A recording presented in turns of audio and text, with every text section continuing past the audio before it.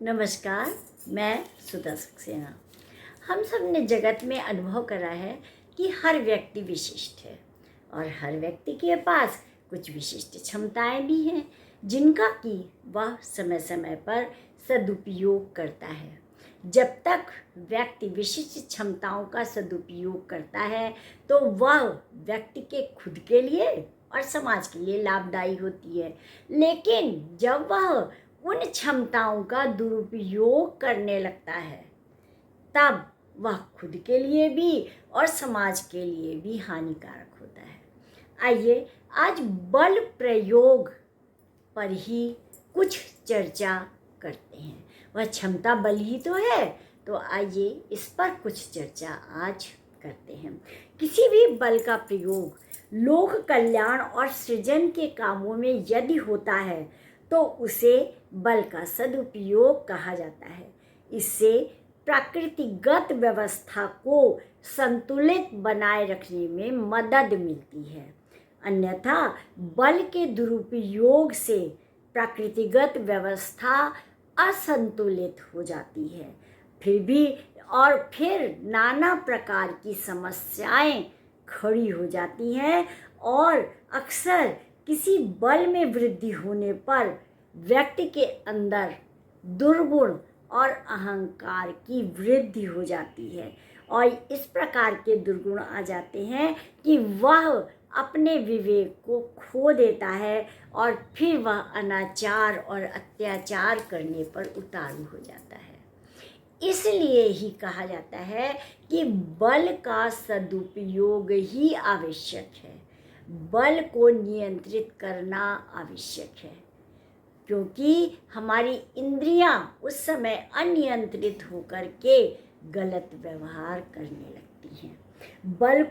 बल की वृद्धि एक ईश्वरीय कृपा होती है। सदुपयोग से यह निरंतर बढ़ती है, लेकिन दुरुपयोग से मानवता अकुलाने लगती है। उस स्थिति में परमात्मा इस बल को वापस लेने का प्रयत्न करने लगते हैं। याद रखें, जो देना चाहता है वह लेना भी जानता है। प्रकृति के अंदर सभी को जीवन जीने का समान अधिकार है जो कि परमात्मा ने प्रदान करा है। सबको प्राण, वायु, आकाश, जल, अग्नि, ये सभी संसाधनों की आपूर्ति प्रकृति करती है और व्यक्ति यदि उसका सदुपयोग करता है तो तरह तरह से अपने लिए सुखमय वातावरण बनाता है। किंतु उसी प्रकृति का यदि वह दुरुपयोग करने लगे तो प्रकृति भी अपना बचाव जानती है और इसीलिए समय समय पर बाढ़ और आंधी, तूफान इत्यादि जैसे अनेक प्रलयकारी जो प्रलय अवस्थाएं आती हैं जिससे कि नाश होता है, जिससे कि प्रकृति उस समय रौद्र रूप धारण कर लेती है और तब व्यक्ति उसे संभाल नहीं पाता है।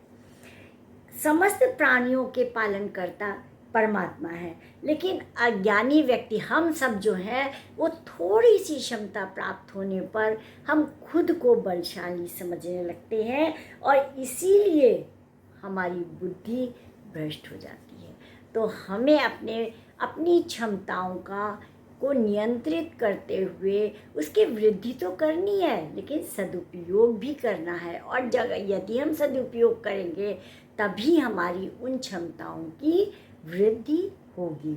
सच तो यह है कि सभी प्राणियों में परमपिता परमात्मा का ही वास है, अर्थात कि वो जो अनंत ऊर्जा शिव है वो हर प्राणी में विद्यमान है।